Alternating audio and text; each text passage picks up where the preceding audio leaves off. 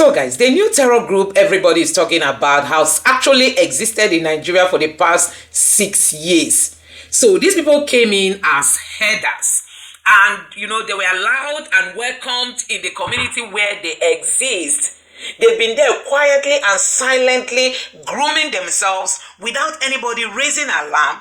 And now they've decided to start releasing their venom under the Tinubu's government. So people have been arguing why the community leaders and the northern leaders, why have they been silent over this group, only for us to start realizing that a terror group has been grooming itself, since the past 6 years in Nigeria. So guys, a whole lot of questions remain unanswered. That also boils down to the plan that is being said, that there are plans to Islamize this country. We all saw how they brought a bill on the floor of the National Assembly for Sharia and Islam to be included in our constitution. And actually, that is what you are seeing playing out, because everybody is still shocked that the northern leaders could know that these people entered the country. At least if nobody knew, the community leaders knew. The local government chairman knew. Some of those leaders at that level, even some of the religious leaders, they knew, but they kept quiet. And these people have been very, very calm in their oppression. But now they've decided to become violent under the Tinubu's government. So guys, this Muslim ticket is really, really going to cost Nigeria a whole lot, because the North is currently not happy with Tinubu. We all know that, there is some silent war going on between Tinubu and the northern leaders, the northern governors, the northern lawmakers, and all of them. There is a serious war going on. Even the Tinubu's bill that is being proposed now, the northern leaders said they are not going to, welcome that. Ishon Dume in his language said that bill is dead on arrival, that they are going to resist it at all costs. And Tinubu himself has refused to withdraw the bill. Tinubu is saying that bill must go through. The North is saying that bill cannot go through. One keeps wondering if there is a link between Islamizing this country and this new terror group that we've been told that they are even more deadlier than the Boko Haram we all know that is one of the worst in the entire world. So guys, I'm going to let you watch that video. But before you take a look at what that retired commander is saying, I want you to also take a look at what this former naval chief once said. Let's talk a bit about this whole conversation about Islamizing the country. What our population and our dynamics? Is it possible that someone can sneak this in at some point and force all of us under some sort of regulation that we do not ascribe to? Is it possible that this can happen in this country? It is possible, and don't be deceived. It's going to happen. Do you know Constantinople? Today's Turkey? They were almost 98% Christian before now. Today, it's an Islamic country. I did Islam in my master's program, and I was trained by Professor Ali Jani. He's a Persian, he's an Iranian American. And I scored A. That's excellent in Islam. So I know them. It may take them 1,000 years. It will Islamize Nigeria. So they will take it slowly, gradually. They don't forget.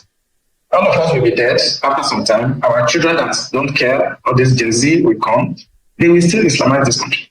If they can do it in Turkey, today's Turkey, what stops you? Why do you think they won't do it here? Except we take steps now, because we are the ones that are talking about these things. Our next generation in 50 years will not even care. You understand? So I'm thinking that if some part of the country, I don't want to be specific, if they feel strongly about an ideology in religious, but I think they can restrict it to their area. And I think maybe Tinubu should do well by developing a system of regional autonomy where everybody should organize themselves, or at worst, let the country actually go apart, and you can do whatever you want in your area. I've come to that conclusion that I don't think we can stay together because of this very strong belief about religion. So it's either we stay together, or people should mind their religion and stay where they are and practice what they want. Imposing it on others is wrong. I study Islam, and I don't want to talk blasphemy here. If I start talking about Islam, in the next 3 hours, we will not leave here. It's shocking to hear that a terrorist group has been operating in our country for over 6 years and nobody is measuring about it. First, what is the local governments? 5 local governments are affected. What are the local government chairmen doing? The local government at their own level have their own little security outfits, vigilantes, hunters. They are supposed to gather information, and their own local intelligence, including the traditional rulers in this area. What have they been doing? So these are the issues we talk about security in this country. People just take it with pinch of salt and thinking that everything boils down to the military. The military will only come to play a role when these things are properly established and will have a good intelligence to carry out operations. So the local government authorities in these places should be held accountable for what has happened, for delaying the information on these things. And then the traditional rulers within the same area should have been held responsible also. I agree that there are police and civil defense in these areas, but what they can do is limited. We know how many of them can be in the local government area and things like that, but the locals have a major role to play in these issues. These are just the situations. You know, there are hunters, vigilantes all over these places when you go and see them, but what are they doing? Who is passing the information, bulk information down to the authorities for us to actually use and plan our operations? But again, let's exonerate them for a bit and talk about the authorities. And in this case, we have other security outfits. Time was when we were told, we were told a lie that, well, the DSS, can actually, you have one or a couple of them in almost every local government. So you live among the locals, you live on the ground to be able to come and gather, intelligence. So for 6 years, how difficult is it for us to uncover a group that has held sway in more than 4 local governments, and we're just getting to know about this for this? Well, that's why I said I'm surprised, because the national security outfit, led by under the NSS office, for instance, the IG of police, should have been able to gather the information long ago. It's disappointing to know that this has happened over 4 or 5 years ago and nobody cared about, nobody reported it. You understand? So it's part of failure of governance across board. Failure of intelligence, so to say, across board. Because we know the threats from the northwest area, we know the Sahel in the northwest. So it's a challenge where we should put our eyes open on these places to see what is happening. How about the border management, the immigration? How come these people are floating over the borders and nobody is checking them? How come they are passing? So people have to be held accountable for when things go wrong like this, not just washing it away and say military take action. What action do you want? 2018, residents of communities in Tangaza and Godu local government areas of Sokoto State raised the alarm over the presence of strange terror groups in their communities. Residents of the 2 local government areas had alleged that the terror group, who they said came from Mali, were flogging residents, placing levies and taxes, as well as going preaching to the members of the communities.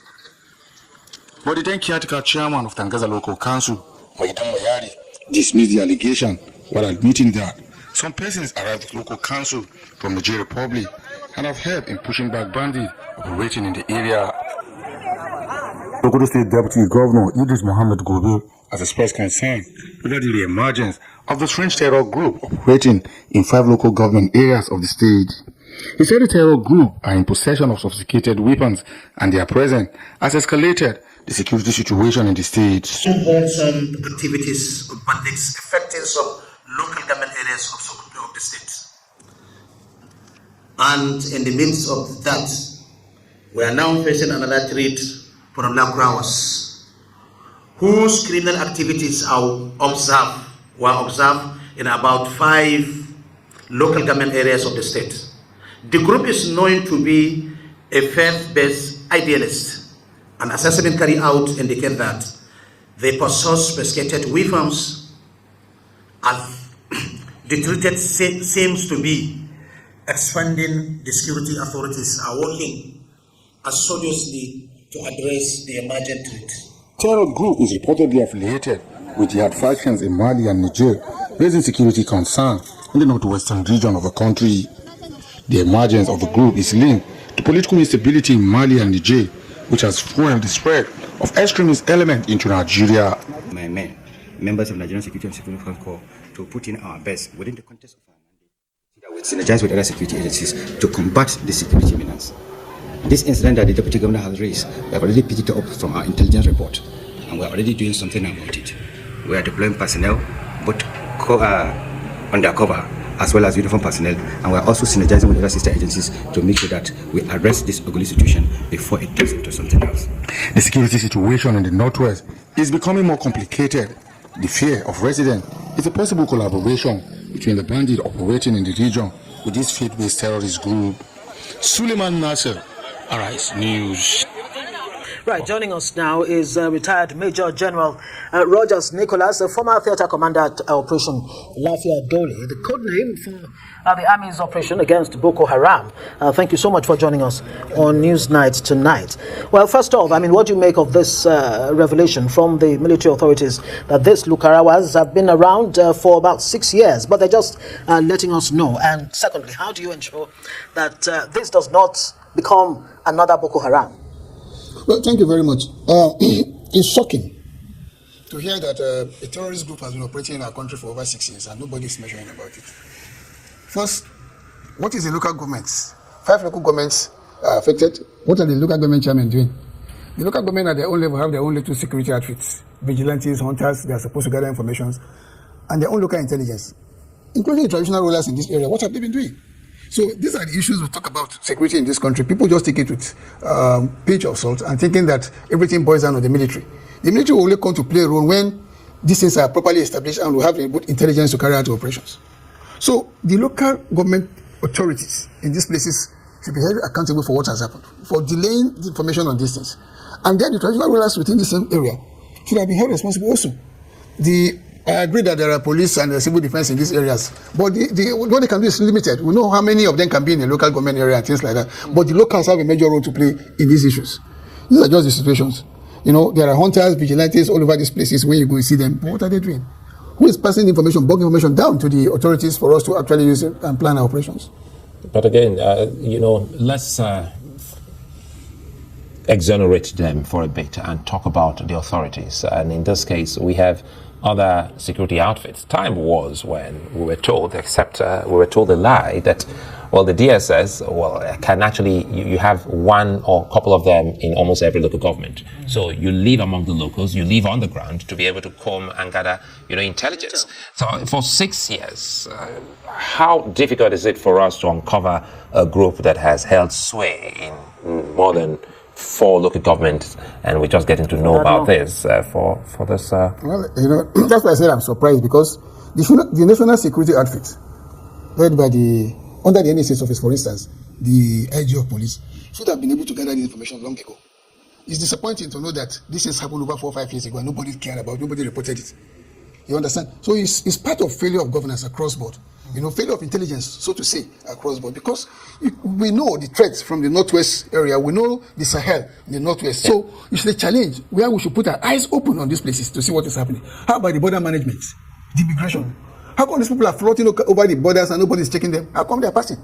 So people have to be held accountable for when things go wrong like this, not just washing it away and say military take action. What action do the military take? So who will be held accountable? I mean, and when you say that the local leaders, at the local government level, should take some level of responsibility, how much really can they do? You see, how do you encourage them to? When things have to do with national security, it is everybody's responsibility. So if at that local government level, the local government authorities are not responding to what they are supposed to do, somebody has to be held accountable for it.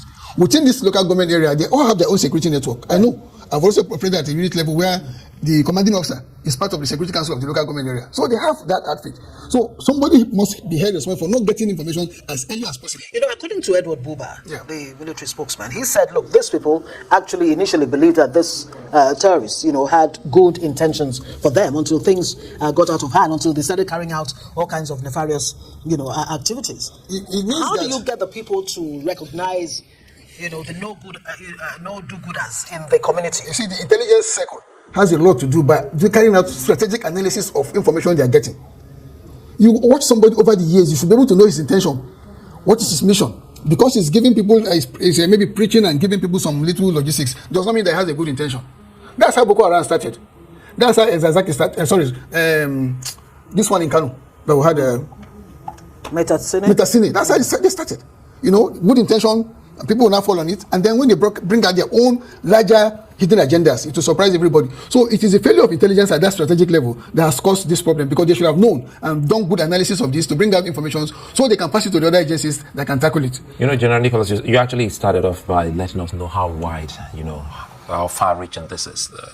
You spoke about border security. Yes. You spoke about the police. You spoke about the NSCDC. So let's call this. Is it okay for us to say it's a total failure of intelligence, irrespective of these organizations and bodies? Because now, again, let's assume it without considering that the locals were part of this group.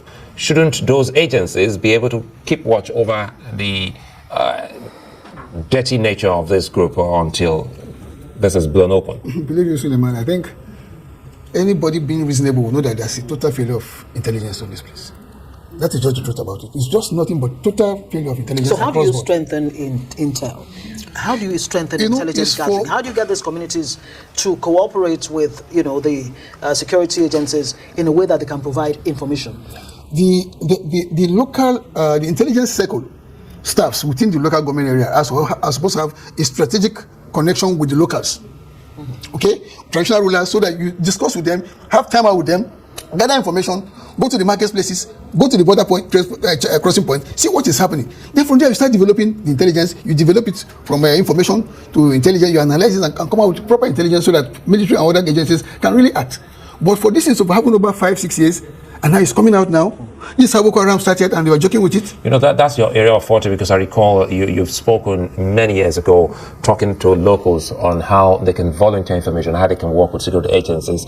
What more can you tell the locals watching today to be part of such a big national duty? You see, the thing about is people believing in your country. Yeah. People, the locals, believing that this is our country.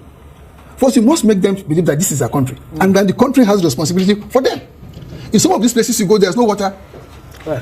But no water for them to have to do anything. So how do you want them to be loyal to you? So you must develop a system of growing people to be loyal to the system. That's one. You understand? Then these borders, for long we've had a lot of program about buying drones to using technology to watch our borders. I don't know how far I've gone with that.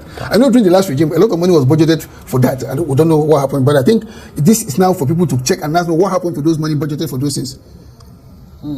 Well, it's a good place to leave it. Major General Rogers Nicholas. I want to say something before we go, because it's going to boil down to the military. Great. Now, for me, my advice for the military is to quick set up a theater command in Northwest. I think it's long overdue. Now that we're having another emerging threat, it's for the Army Headquarters or Defense Headquarters to set up another theater command there to get the troops to support that operation. I said it last time I was there, that there are so many troops in the north, southwest, and south, and southeast who are doing so many dirty provincial jobs on the roadblocks. Mop up some of those roadblock soldiers and then move them to this center and set up a theater that can now use to do this operation. Then thereafter, you can do a sweeping operation with them. We also need to talk to our neighbors, our neighboring countries, Niger Republic, Mali, Benin Republic. Even though we had issues with them, but it can be resolved. Of course, the multinational joint so we need to engage all these collapsed countries to be able to do something so that so guys, you have seen it for yourself. The North is really posing a very strong, will I call it, problem to Nigeria, because all the terror groups are in the North. The highest level of illiteracy in the North, the poorest in the North, the uneducated in the North. There are so many, as in loopholes in the North. And I wonder why the Northern leaders are not even seeing the risk. In short, if this country should divide, the North is going to run into serious problem. If Nigeria should go, everybody should go in his or her own way. The North is going to run into serious problem, because they are never putting their house in order. They are never putting their house in order. We have the highest of, leaders, government officials, or let me say leaders, political figures coming from the North. The highest of them is in the House of Assembly is from the North. On the Senate floor are from the North.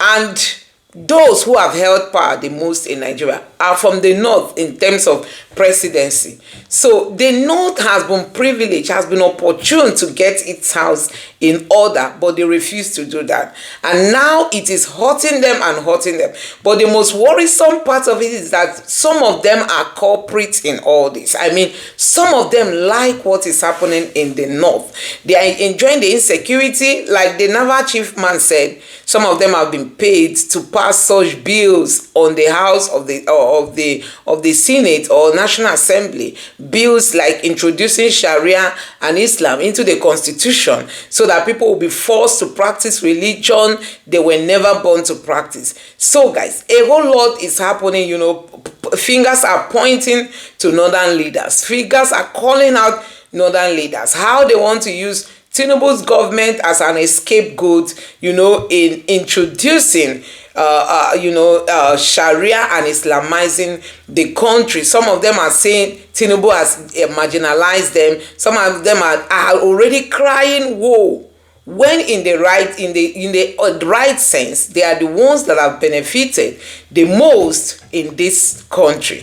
Even the natural resources that Nigeria has, they not benefit the most from it. You know, they themselves, they have their own natural resources, but guess what? It is not being used for the good of the country.